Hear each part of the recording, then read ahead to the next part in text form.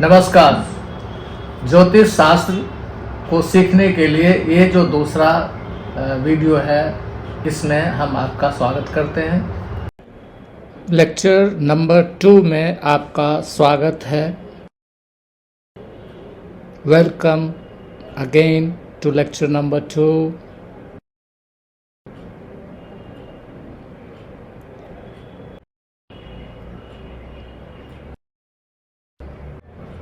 आज का विषय है ग्रहों को मिला राशियों का स्वामित्व।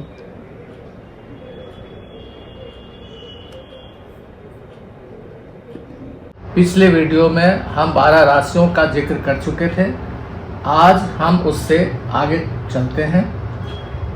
ये जो 12 राशियां हैं, उनके स्वामी कौन कौन से हैं, यानी 12 राशियों का मालिक कौन कौन ग्रह है, आज हम ये जानेंगे। यानी किन राशियों को कौन सा ग्रह नियंत्रित करता है।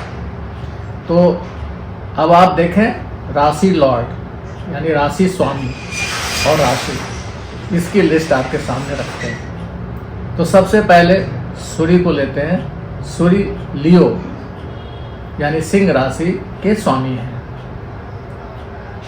चंद्रमा कैंसर यानी कर्क राशि के स्वामी हैं। मंगल मेष और वृश्चिक राशि एरीज एंड स्कॉर्पियो के स्वामी हैं। बुध जेमिनी और वर्गो मिथुन और कन्या राशि का स्वामी मरकरी है। जुपिटर सैगिटेरियस और पाइसेस यानी धनु और मीन राशि का स्वामी जुपिटर है। वीनस टॉरस और लिब्रा यानी वृषभ और तुला राशि का स्वामी शुक्र है। सैटर्न कैप्रिकॉर्न और एक्वेरियस यानी मकर और कुंभ राशि का स्वामी शनि है। अब हम ये जानेंगे कि ये जो कुंडली का जो स्वरूप होता है, जिसको चार्ट कहते हैं, वो उसके स्टाइल कितने हैं। तो 3 तरह के स्टाइल प्रसिद्ध हैं। पहला स्टाइल है नॉर्थ इंडियन, दूसरा स्टाइल है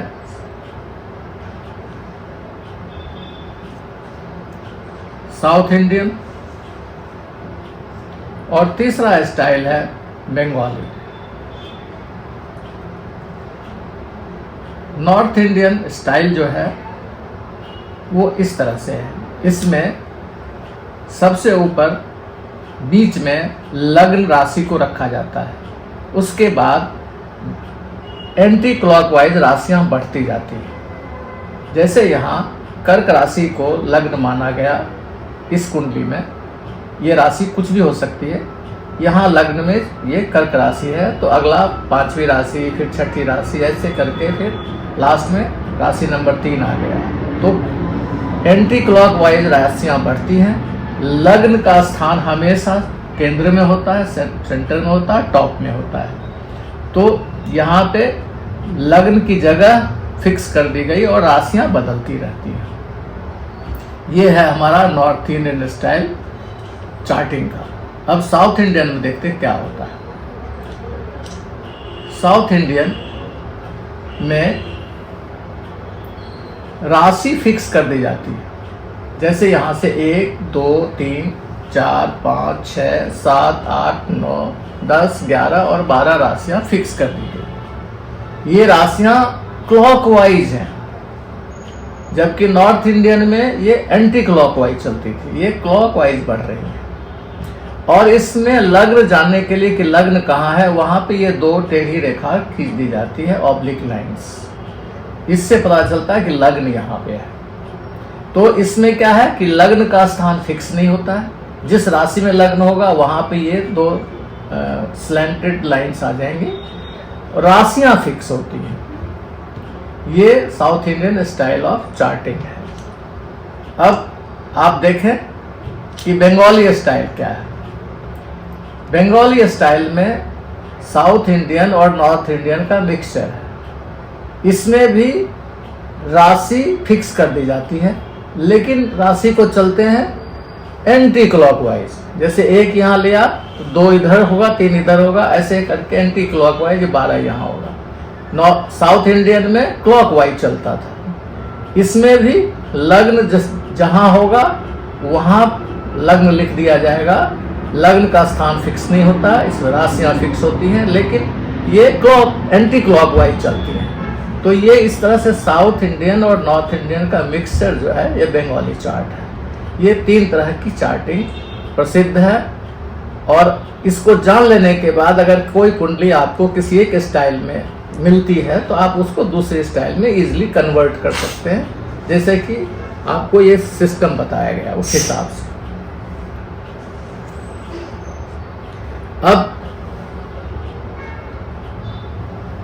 अब हमने देखा कि राशियों का जो ओनरशिप ग्रहों को दिया गया था, क्या उसको डिसाइड करने का कोई लॉजिक था या यूं ही आर्बिट्ररी ढंग से राशियों का स्वामित्व ग्रहों को दिया गया?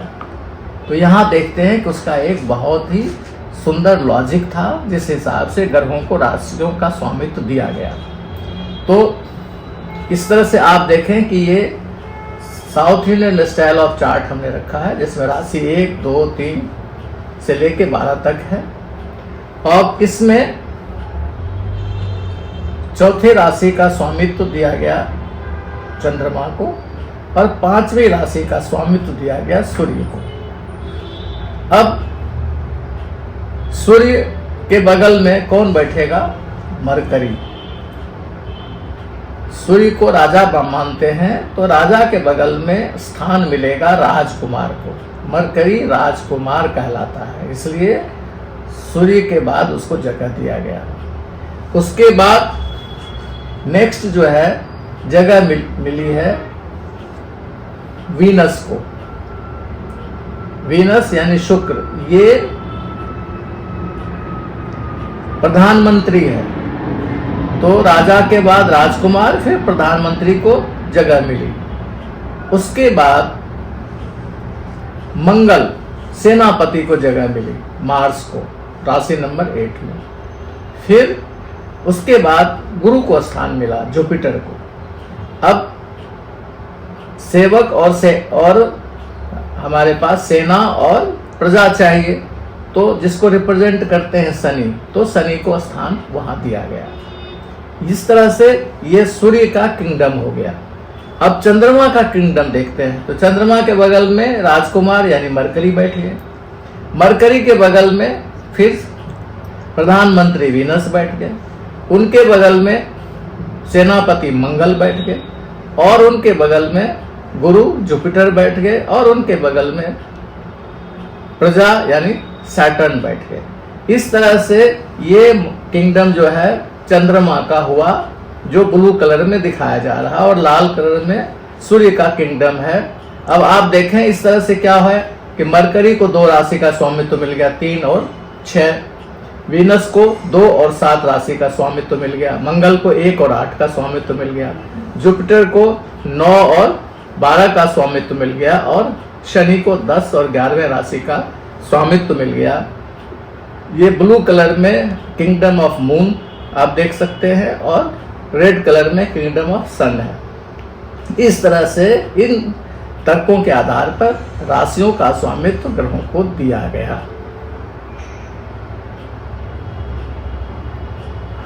अब हम ये जानना चाहेंगे कि लग्न क्या होता है, मून साइन क्या है, और सन साइन क्या होता है। अक्सर लोग पूछते हैं आपकी राशि क्या है, आपका जॉडियक साइन क्या है। तो आइए इसको आप आसानी से समझिए, ताकि आपको पता हो कि हम जब लग्न कहते हैं तो उसका अर्थ क्या है, मून साइन यानी राशि कहते हैं तो उसका अर्थ क्या है, और जॉडियक साइन कहते हैं तो उसका अर्थ क्या है। तो सबसे पहले देखिए, लग्ना is sine rising in east eight birth time, this changes in 2 hours. अर्थात जब किसी व्यक्ति का जन्म हो रहा होता है तो उसके जन्म के समय पूर्व दिशा में जो राशि उदित होती है वो उसका लग्न कहलाती है, और ये राशियां हर एक 2 घंटे में बदलती है। अब मून साइन यानी राशि या चंद्र राशि, Moon sign is sign in which moon is placed at birth time. This changes in 2.25 days.